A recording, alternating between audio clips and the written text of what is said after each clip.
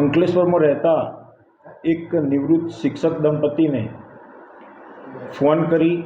Video call કરી અને પોતે સાયબરના અધિકારી છે એવી ખોટી ઓળખ આપી અને આ શિક્ષક દંપતીના આધાર કાર્ડના આધારે કોઈ મોબાઈલ નંબરો રજીસ્ટર થયેલા છે અને એ મોબાઈલના આધારે ચીટિંગ થયેલું છે એવી એમને ધમકીઓ આપી અને ત્યારબાદ એમના વિરુદ્ધમાં ગુનો દાખલ થયો છે, એમની ધરપકડ કરવામાં આવશે એવી ધમકીઓ આપી એમને ડિજિટલ એરેસ્ટ કરી એમની પાસેથી 16 લાખની માતબર રકમનું ફ્રોડ કરવામાં આવેલું હતું। આ સંબંધમાં ભરૂચ જિલ્લાની સાયબર ક્રાઇમ પોલીસ સ્ટેશનમાં ગુનો દાખલ કરવામાં આવેલો હતો અને આ ગુનાની તપાસ દરમિયાન સાયબર ક્રાઇમ પોલીસ સ્ટેશનના પોલીસ ઇન્સ્પેક્ટર શ્રી બારડે 2 આરોપીઓની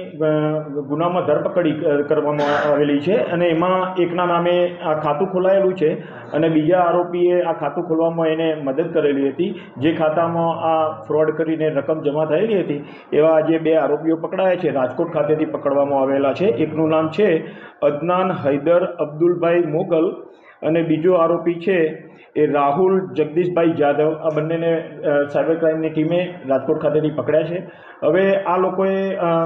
જે ફરિયાદીના પૈસા ખાતામાં આવેલા હતા આ લોકોએ આગળ કોને મોકલેલા છે એ દિશામાં આ લોકોની વધુ પૂછપરછ કરીને સાયબર ક્રાઇમ પોલીસે તપાસ હાથ ધરેલી છે। સર, લોકો રેન્ડમ કોલથી ટાર્ગેટ કરતા હતા કે સ્પેસિફિક રેન્ડમ નહીં, મને લાગે આ લોકો પાસે સિનિયર સિટીઝનનો ડેટા હશે,